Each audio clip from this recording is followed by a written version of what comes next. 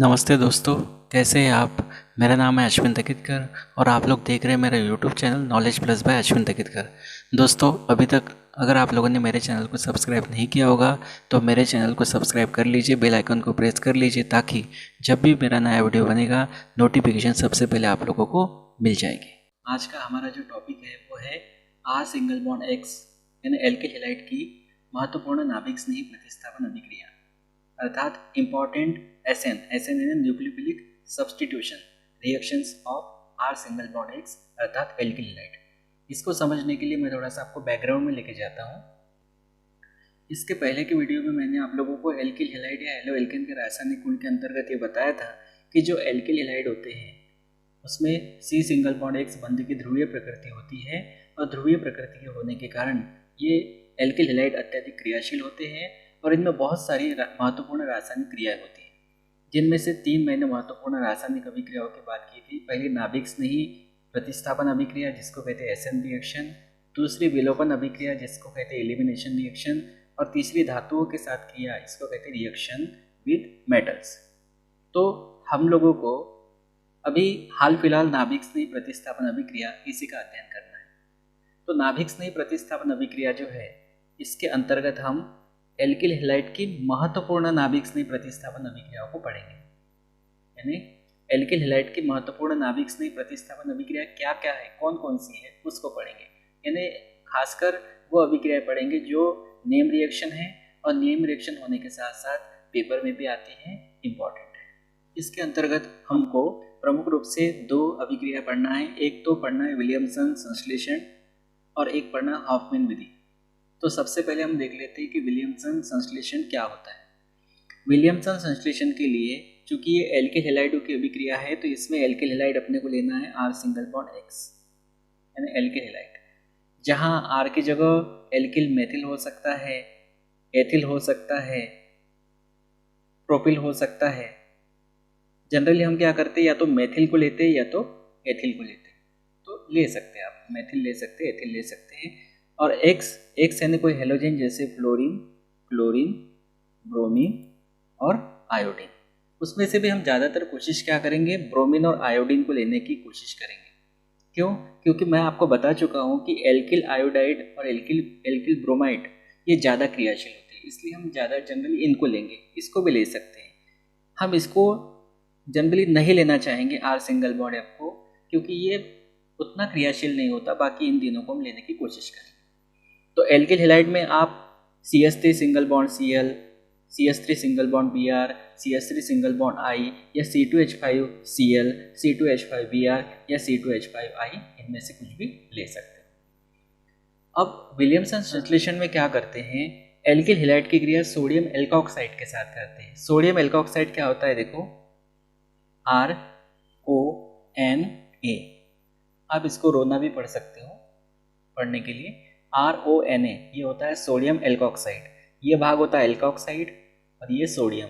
इसको आप ऐसा भी लिख सकते हैं या R सिंगल बॉन्ड ONA ऐसा भी लिख सकते हैं, या आप इसको RO सिंगल बॉन्ड Na ऐसा भी लिख सकते हैं, या आप इसको R single bond O single bond Na ऐसा भी लिख सकते हैं, कैसा भी आप लिखो। तो ये सोडियम एल्कोक्साइड है। अगर यहाँ पे आपने एक कार्बन वाला रखा जैसे CH3ONA तो ये भाग हो जाएगा एक कार्बन वाला। मेथ होता है मेथॉक्साइड, सोडियम मेथॉक्साइड। अगर आपने लिया 2 कार्बन वाला एल्किल C2H5ONA तो इसका नाम हो जाएगा 2 कार्बन वाला एथॉक्साइड, तो ये होगा सोडियम एथॉक्साइड। तो इस तरह से सोडियम मेथॉक्साइड, सोडियम एथॉक्साइड। तो सोडियम एल्कोक्साइड की जगह सोडियम मेथॉक्साइड में से कुछ भी ले सकते हैं, प्रोपॉक्साइड भी ले सकते हो। तो इस तरह से ध्यान रखना, इसका नाम क्या है, सोडियम मेथॉक्साइड, और इसका नाम सोडियम एथॉक्साइड, और एल्किल है तो सोडियम एल्कोक्साइड। तो इस तरह से हम एल्किल हैलाइड की क्रिया सोडियम एल्कोक्साइड के साथ करेंगे। और विलियमसन संश्लेषण में ईथर बनता है। ईथर क्या होता है, ईथर वो होता है जिसमें ऑक्सीजन 2 कार्बन के बीच में झूलता है। अब 2 कार्बन के बीच में मतलब इधर 2 या 2 से ज़्यादा कार्बन हो सकते हैं, इधर भी 2 या 2 से ज़्यादा, कम से कम 2 कार्बन होना चाहिए। और ये जो एल्किल समूह है ये समान भी हो सकते हैं और अलग अलग भी हो सकते हैं। डैश करने का मतलब क्या है? डैश करने का मतलब दोनों एल्किल समूह समान भी हो सकते हैं और अलग अलग भी हो सकते हैं। तो ध्यान रखना, विलियमसन संश्लेषण ईथर बनाने की विधि है। देखिए, हम लोगों ने लिया एल्किल हैलाइड। देखिए, जब एल्किल हैलाइड, ये वाक्य मन से लिखा जाता है, एल्किल हैलाइड की क्रिया सोडियम एल्कोक्साइड। अब सोडियम एल्कोक्साइड क्या होता है? RONA। इसको मैंने उल्टा लिखा है रिएक्शन को समझने के लिए, RONA। अब यहाँ मैंने डैश लगा दिया है। डैश का मतलब है ये वाला एल्किल और ये वाला एल्किल ये समान भी हो सकते हैं और अलग अलग भी हो सकते हैं। डैश लगाने से परेशान होने की कोई ज़रूरत नहीं है। डैश लगाने का मतलब ये दोनों एल्किल समूह समान भी हो सकते हैं और अलग अलग भी हो सकते हैं। ये सोडियम एल्कोक्साइड को उल्टा लिखा हमने, RONA। ये देखो इस तरह से होता है, इस तरह से, तो हमने इसको उल्टा लिखा है, ये उल्टा लिखते हुए RONA इस तरह से। तो यहाँ क्या होगा? देखिए, यहाँ नाभिक स्नेही प्रतिस्थापन अभिक्रिया क्यों होगी? क्योंकि ये वाला भाग पॉजिटिव हो जाता है, ये पूरा भाग नेगेटिव हो जाता है, और ये आप जानते हैं इस पर आंशिक ऋणावेश है और इस पर आंशिक धनावेश है। तो ये जो है ना OR या RO, ये एल्कोक्साइड भाग, ये एल्कोक्साइड भाग जो है वो न्यूक्लियोफाइल की तरह काम करता है, और न्यूक्लियोफाइल की तरह काम करने के कारण ये इस पर जाके अटैक करता है जहाँ पर धनावेश होता है। तो इस तरह से ये इस पे जाके अटैक करेगा तो क्या बनेगा? R single bond O single bond R dash, R single bond O single bond R dash, plus अब X हट जाएगा Na के साथ, तो ये हो जाएगा NaX। कुल मिला के ये क्या कर रहा है? ये वाला भाग जो है ना हेलोजन को हटा रहा है, इसीलिए ये नाभिक स्नेही प्रतिस्थापन अभिक्रिया है। इस पर ऋणावेश है, हेलोजन को हटा रहा है। या सीधे शब्दों में कहो, यहाँ का सोडियम यहाँ के हेलोजन के साथ क्रिया करके NaX बनाकर बाहर निकल जाएगा, और ये बचा हुआ भाग R single bond O single bond R dash ये जुड़ जाएगा। ये देखिए, ऑक्सीजन जो है, मैंने आपको बताया था, ऑक्सीजन जब दो एल्किल समूहों के बीच में होता है, ये दोनों एल्किल समूह समान भी हो सकते हैं, अलग अलग भी हो सकते हैं, तब जाके ये ईथर कहलाता है। क्या ये ईथर है? R single bond O single bond H? नहीं, ये ईथर नहीं है, क्योंकि ऑक्सीजन के दोनों ओर एल्किल ग्रुप नहीं है। यहाँ तो एल्किल है लेकिन यहाँ हाइड्रोजन है, इसलिए ये ईथर नहीं है बल्कि एल्कोहलीय ग्रुप है। ध्यान रखना, ऑक्सीजन के दोनों ओर अगर एल्किल ग्रुप है तो ही ईथर होगा, और ऑक्सीजन के एक ओर अगर एल्किल समूह है और एक तरफ अगर हाइड्रोजन है तो वो एल्कोहल होगा, न कि ईथर। अब हम क्या करेंगे? R की जगह कोई भी एल्किल ले लेते हैं, तो यहाँ हमने ले लिया एल्किल C2H5।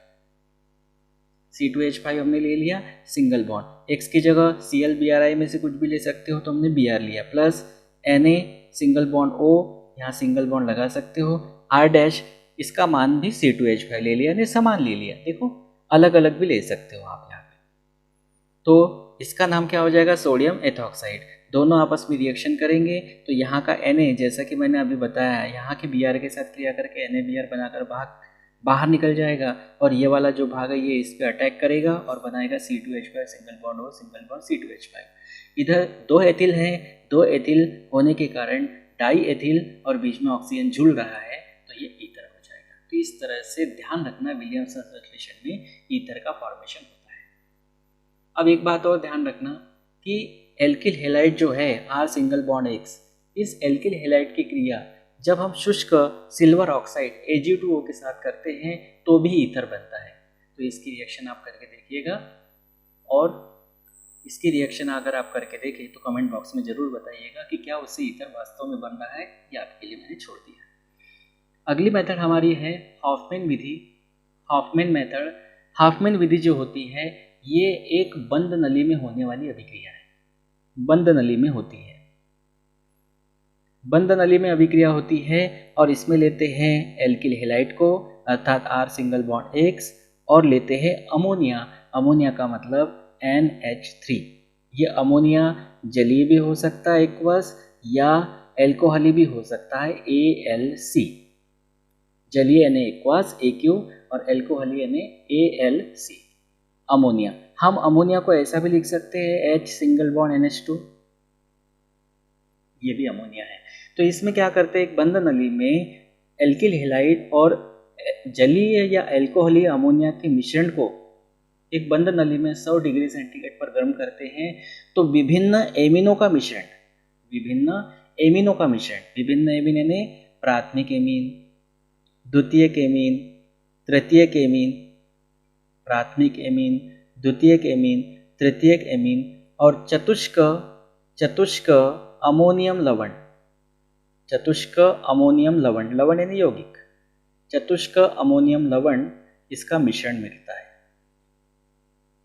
चतुष्क अमोनियम लवण का मिश्रण मिलता है हाफमैन विधि में। तो अब हम पहले ये समझ लेते हैं प्राथमिक, द्वितीयक और तृतीयक एमीन को, और फिर चतुष्क अमोनियम लवण को देख लेते हैं। देखिए ये वाला फार्मूला अमोनिया का है।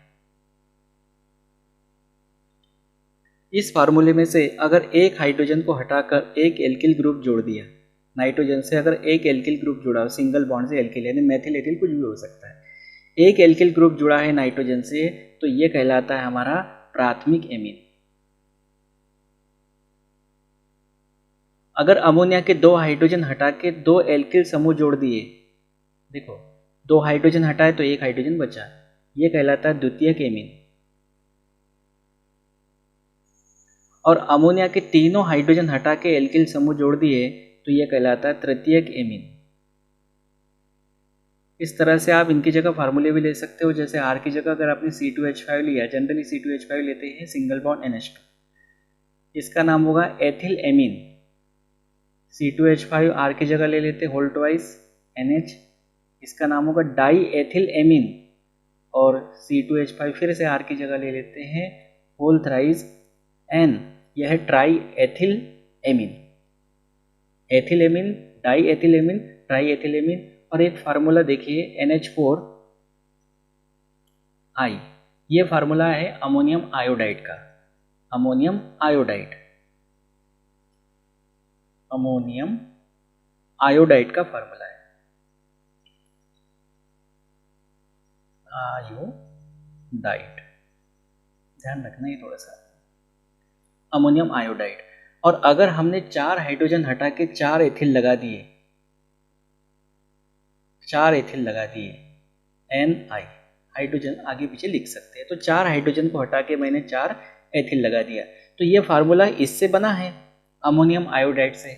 और 4 हाइड्रोजन हटा के बना है तो इसका नाम अमोनियम आयोडाइड तो आएगा ही, लेकिन 4 एथिल थे तो ये टेट्रा एथिल, 4 एथिल है यानी 4 एथिल है तो टेट्रा एथिल, ये एक्स्ट्रा शब्द जुड़ जाएगा। और ये फार्मूला C2H5 आने के पहले अमोनियम आयोडाइड का था, तो अभी भी अमोनियम आयोडाइड तो रहेगा ही, लेकिन tetra ethyl ammonium iodide, ammonium iodide जो कि एक लवण है। और जो लवण होता है वो प्लस और माइनस में टूट सकता है, और ये 4 होने के कारण इसको कहते हैं चतुष्क, और ये एक प्रकार का लवण है तो इसको कहते हैं चतुष्क लवण या चतुष्क अमोनियम यौगिक कहते हैं। तो ध्यान रखना इसमें प्राथमिक, द्वितीयक, तृतीयक एमीन और चतुष्क अमोनियम लवण का मिश्रण प्राप्त होता है इस तरह से। अब देखिए हाफमैन विधि में अगर हम एल्किल हैलाइड लेंगे, एल्किल हैलाइड लेके ये 4 प्रोडक्ट बनेंगे, ये 4 प्रोडक्ट बनेंगे, फिर R की जगह C2H5 लेंगे, फिर 4 रिएक्शन, 8 रिएक्शन हो जाएंगी। तो हम क्या करेंगे, एल्किल हैलाइड की जगह कोई एक एल्किल हैलाइड पहले ही चुन लेंगे, C2H5 सिंगल बॉन्ड Cl या Br या I, एक पहले ही चुन लेंगे और इसको लेके चलेंगे, यानी RX नहीं लेंगे, सीधा उसकी जगह एक एल्किल हैलाइड ले लेंगे। देखिए जब एल्किल हैलाइड अर्थात हम लेंगे C2H5 सिंगल बॉन्ड I को एक बंधन नली में अमोनिया के जलीय यानी एक्वास या अल्कोहल यानी ALC विलयन के साथ 100 डिग्री सेंटीग्रेड पर गर्म किया जाता है, तब विभिन्न एमीन प्राथमिक, द्वितीयक, तृतीयक तथा चतुष्क अमोनियम लवणों का मिश्रण प्राप्त होता है, इसे हाफमैन विधि कहते हैं। रिएक्शन देखिए बहुत सिंपल है, अगर एक आप समझ गए तो बाकी रिएक्शन आपको फटाफट बन जाएगी। देखिए हमने ले लिया एक alkyl halide ethyl iodide plus इसकी क्रिया अमोनिया के साथ करेंगे, H सिंगल बॉन्ड NH2 यानी NH3 अल्कोहल लिया या एक्वास भी लिख सकते हैं। तो देखिए ये जो पार्ट है इस पे नाइट्रोजन पे लोन पेयर समझाने के लिए लोन पेयर होता है, लोन पेयर होता है तो ये न्यूक्लियोफाइल की तरह काम करेगा, ये इस पे जाके अटैक कर लेगा, ये इस पे जाके अटैक करेगा, क्योंकि ये आंशिक ऋणावेशित होता है या आंशिक धनावेशित होता है, इसके पास इलेक्ट्रॉन है, तो जहाँ इलेक्ट्रॉन घनत्व है उस पर अटैक करेगा, तो ये यहाँ जाके जुड़ जाएगा, यहाँ का आयोडीन यहाँ के H के साथ क्रिया करके HI बना लेगा, है ना। हम किसी को हाई बाय करते हैं तो HI यानी हाई HI, तो जुड़ जाएगा C2H5 और सिंगल बॉन्ड NH2। ये देखो C2H5 तो एथिल एमीन, और नाइट्रोजन के साथ एक एल्किल ग्रुप जुड़ा है तो प्राथमिक। फिर हम इसको लेंगे C2H5 सिंगल बॉन्ड NH2, इसको ऐसा लिखा है C2H5 single bond NH2 plus, फिर एक एल्किल आयोडाइड लेंगे लेकिन इसको उल्टा करके लिखा है I सिंगल बॉन्ड C2H5। फिर यहाँ का हाइड्रोजन यहाँ के आयोडीन के साथ क्रिया करेगा और HI करेगा, बनाएगा यानी हाइड्रोजन आयोडाइड। और यहाँ का एक C2H5, यहाँ का एक C2H5 होल ट्वाइस और NH, तो इस तरह से ये बनेगा C2H5 होल ट्वाइस NH यानी डाई एथिल एमीन। देखो नाइट्रोजन के साथ दो एल्किल ग्रुप जुड़े हैं तो ये द्वितीयक एमीन। फिर हम इसको ले लेंगे द्वितीयक एमीन को जैसा का वैसा, प्लस फिर एक एल्किल हैलाइड लेंगे I single bond C2H5 ethyl iodide. फिर से यहाँ का एक हाइड्रोजन यहाँ के आयोडीन के साथ क्रिया करके फिर एक HI बना लेगा, और यहाँ के दो C2H5 और यहाँ का एक C2H5 होल थ्राइस N, यानी नाइट्रोजन के साथ तीन एल्किल ग्रुप जुड़े हैं, तीन, तो ट्राई एथिल एमीन। यानी रिएक्शन आपकी तब तक हो रही है जब तक कि सारे हाइड्रोजन समाप्त ना हो जाए। देखो अब नाइट्रोजन के पास के हाइड्रोजन समाप्त हो गए तृतीय के। ये जो ट्राई एथिल एमीन है ये फिर एल्किल हैलाइड अर्थात एथिल आयोडाइड के साथ क्रिया करता है और पूरा का पूरा कंपाउंड जो है दोनों जुड़ जाते हैं C2H5 3 और 1 4 और N और I। जैसा कि मैंने आपको बताया था इसका नाम टेट्रा एथिल और ये NH4 था पहले, हाइड्रोजन हटा के जुड़ा है तो टेट्रा एथिल अमोनियम आयोडाइड यानी चतुष्क यौगिक। इस तरह से हॉफमैन विधि में प्राथमिक द्वितीयक तृतीयक एमीन और चतुष्क अमोनियम लवण यानी चतुष्क यौगिक इनका मिश्रण प्राप्त होता है। ध्यान रखना ये अभिक्रिया एक बंद नली में होती है 100 डिग्री सेंटीग्रेड पर। तो ये दोनों रिएक्शन हॉफमैन विधि और एक हमारी विलियमसन संश्लेषण, ये दोनों मोस्ट इंपॉर्टेंट रिएक्शन है और ये दोनों नाभिक स्नेही प्रतिस्थापन अभिक्रिया। पेपर में अगर आया कि एल्किल हैलाइड की किन्हीं दो नाभिक स्नेही प्रतिस्थापन अभिक्रियाओं को समझाइए तो आपको ये ध्यान रखना है। और ये दोनों नियम रिएक्शन है, नियम रिएक्शन को बहुत ही अच्छे से आप तैयार करना। आज के लिए इतना ही, अगली वीडियो में फिर मिलेंगे, तब तक के लिए जय हिंद।